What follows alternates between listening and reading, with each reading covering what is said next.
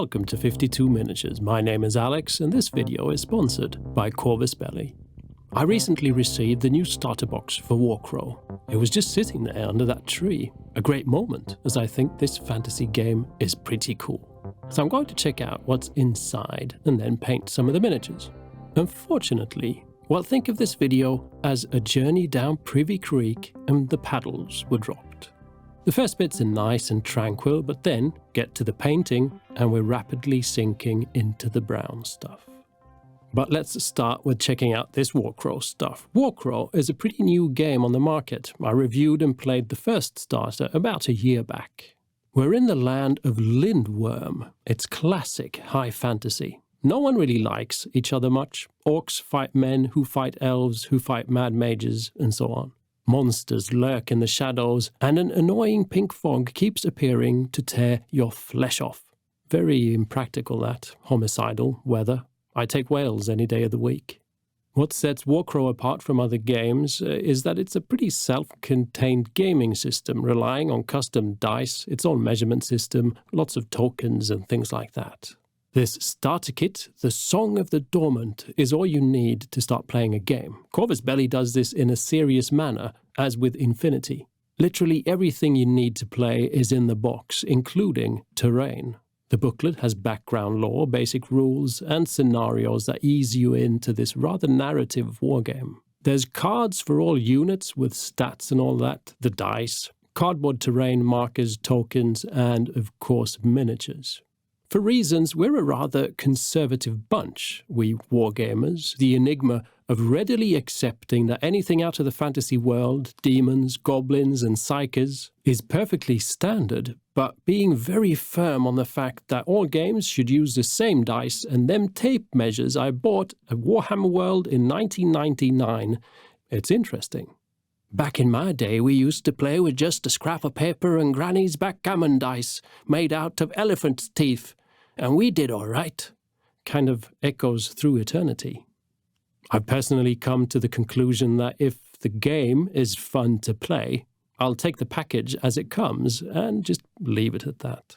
I've played Warcrow. It was fun. The dice were nice. If you want to see how it plays, check out my first introduction video, now linked above.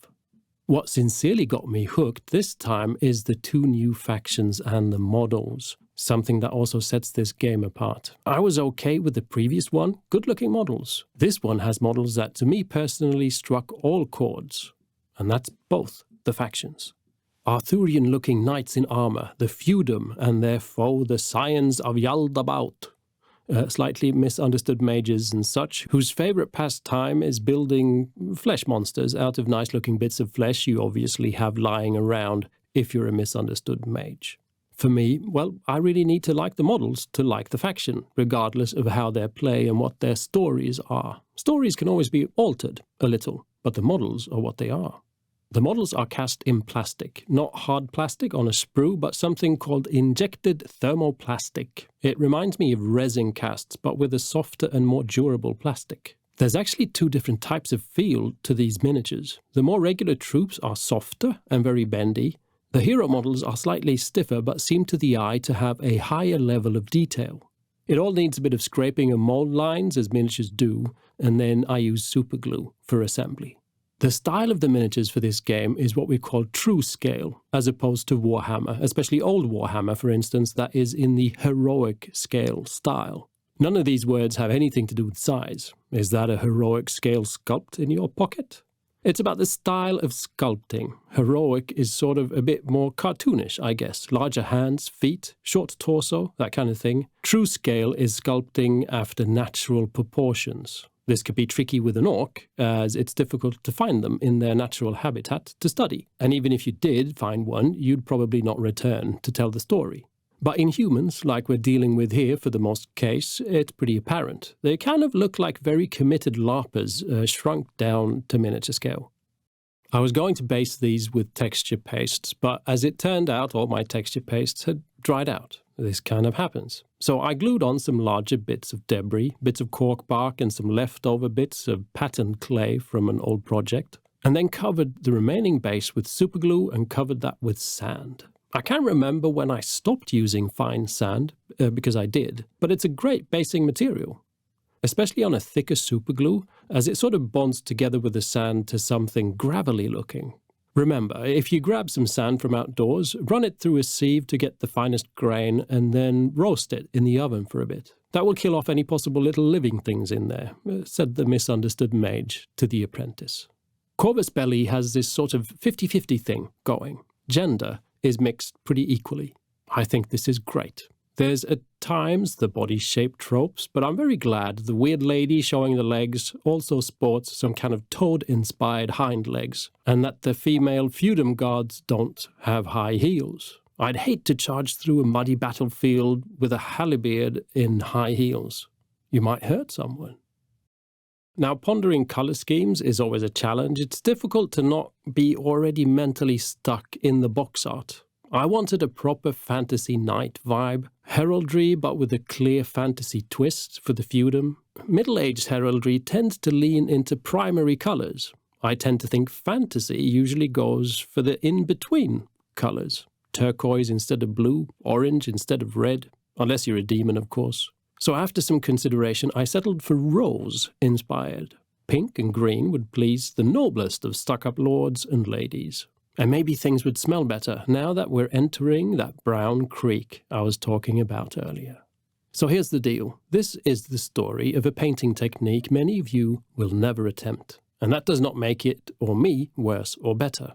But you might have to realign the antennas and be prepared for a story of exploration rather than something you can just pick up and start using on your own models. You don't have to be dead set on learning specifics, but hopefully be inspired to tread the thin, high wires at times. It all started with that I'm scared of the high detail. I can paint it, but the way I then tend to paint, well, it soaks up time. I get lost in just doing one more thing. I want to paint these models, I really like them, but this time I don't want to bog down forever. Fine sculpted armor keeping me at the painting desk forever while summer passes by outside. So I thought, I'll paint them with oil paints. I can't paint like I normally would with oil paints. Oil paints will keep me from bogging down. But wait, it gets worse. I also did not want to sit for hours on end breathing solvents. Oil paint in itself is not really toxic, with the exception of certain pigments used in some colors. But use the same pigments in acrylic paints and they would be toxic too. Oil paint is often just linseed oil mixed with a pigment. But when used for miniature painting, the thick oil paint needs to be thinned down, same as with some acrylic paints. But we can't use water, and so a solvent like turpentine or white spirit is used instead. We turn the oil paint into a solvent-based paint and slowly start to melt our brains. Again, the misunderstood flesh tapestry mages would be pleased. Ah, this one already has a pickled brain. We can save up on jars. But if I'm going to sit for days painting warbands, there must be some other option. So I've been looking for other solvents for a while. There's a few non-toxic options, but does it work for miniatures? Whoops. Just lost a paddle. This is Michael Harding's Miracle Medium. It's a non-toxic plant-based medium that enhances flow and cleans brushes.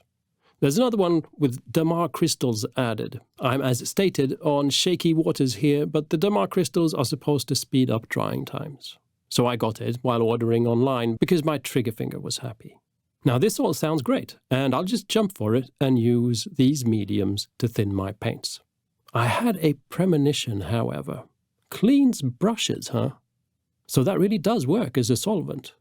But I need a primer first. I wonder what this stuff does to a primer. Oh, look, there goes the other paddle.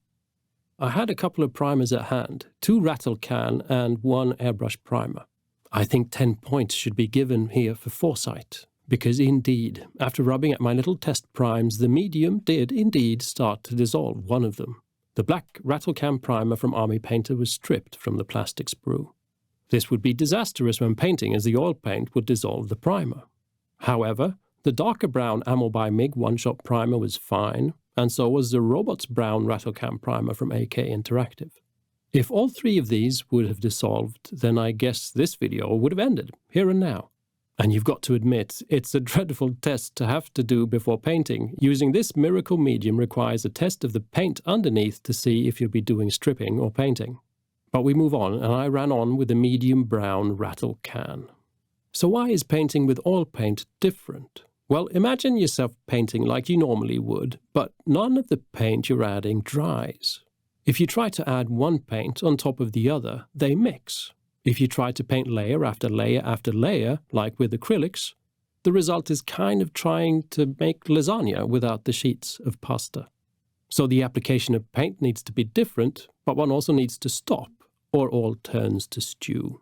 And this is what I hope will stop me from overworking the models.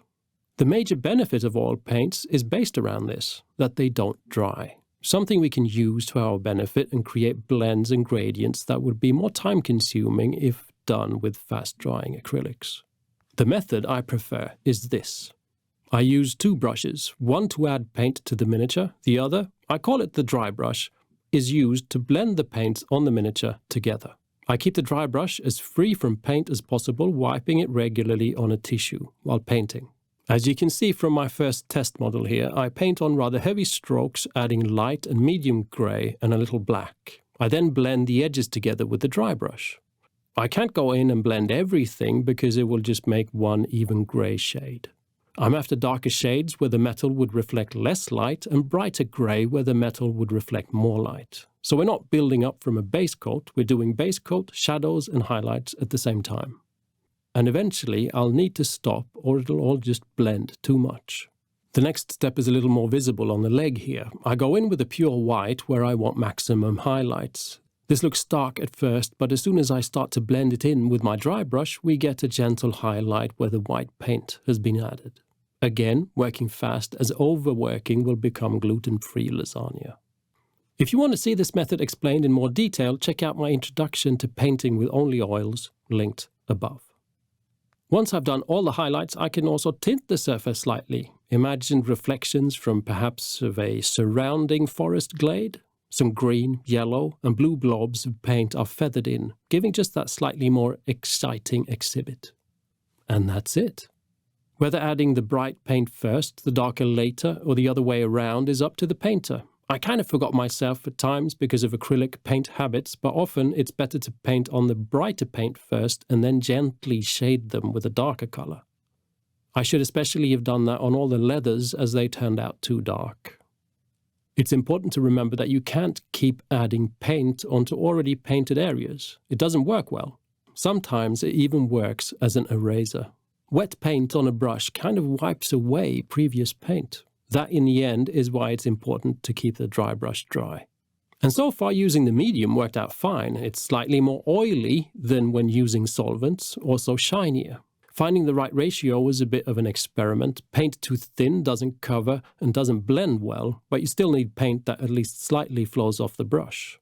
I painted up another guard in rapid succession. As the entire technique of painting is different, it does wonders just to paint one more mini. Figuring out small things that improve the process and just getting used to how to paint. Like when going from regular opaque paints to contrast paints. But now a thought struck me. It should have come sooner. I wonder how long this miracle stuff takes to dry. Oh look, the canoe is really picking up speed now. And what's that distant roar? I'd painted a little paint on a test model the day before. It actually looked kind of dry, but when touching it, I could easily rub off the paint. This is normal. For oil paints, might take quite a few days to dry, but I was beginning to think, well, regularly, solvents dry out very fast, evaporating into the air, leaving only the oil paint to cure.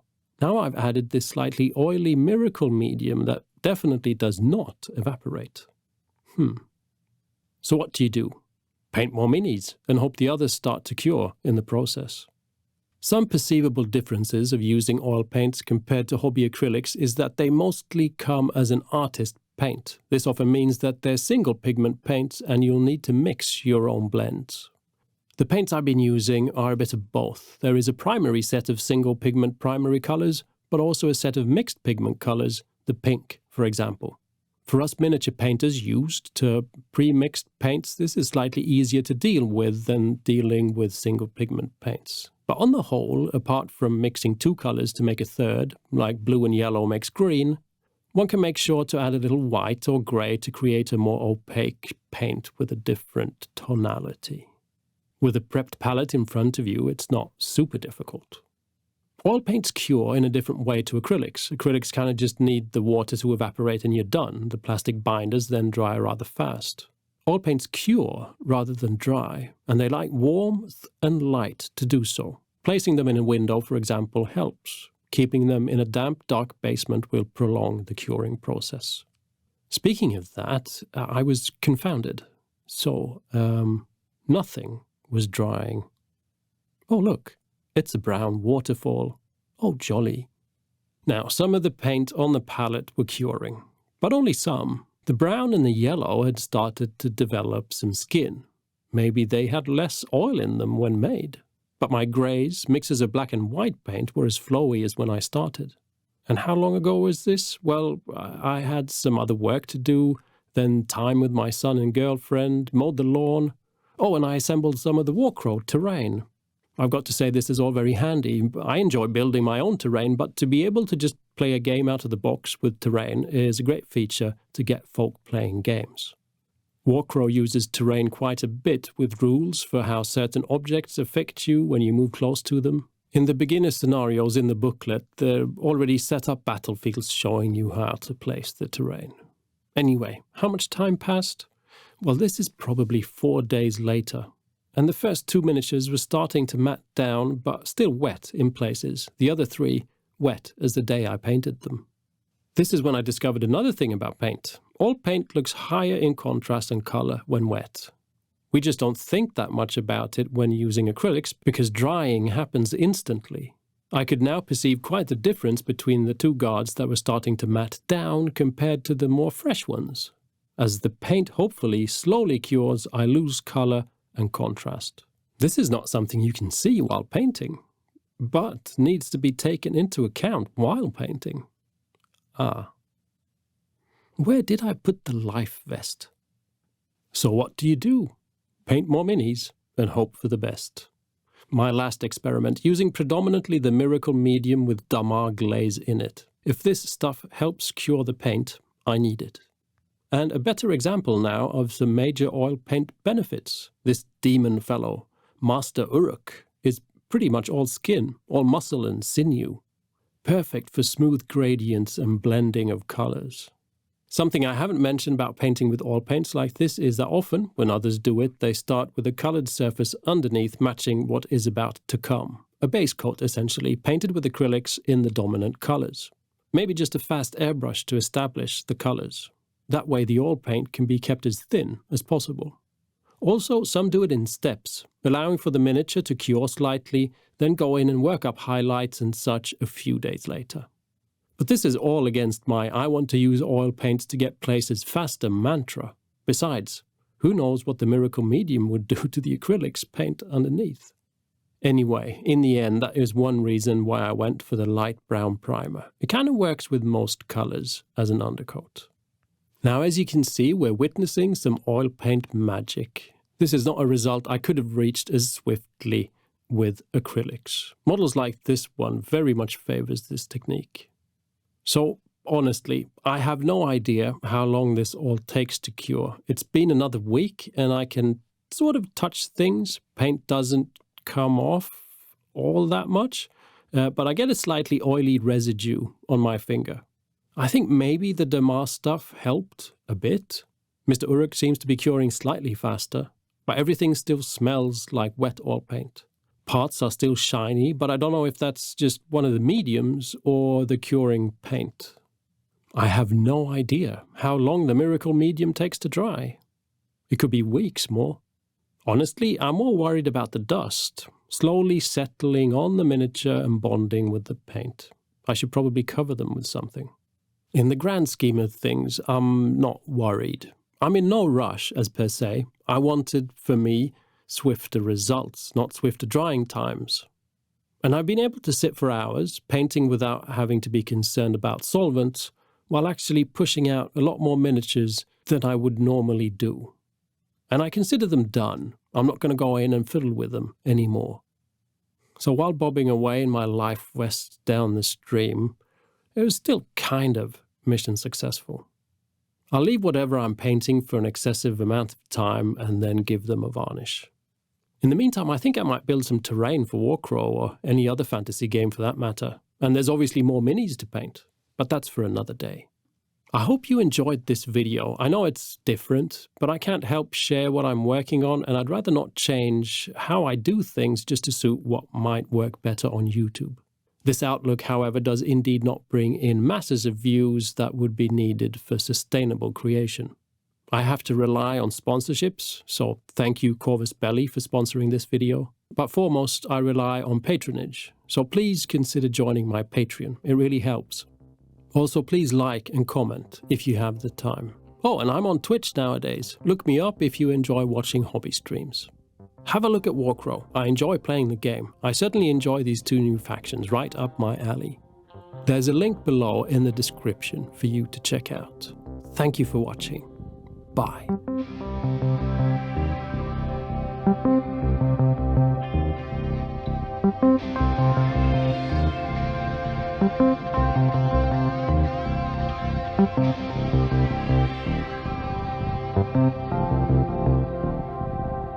Thank you.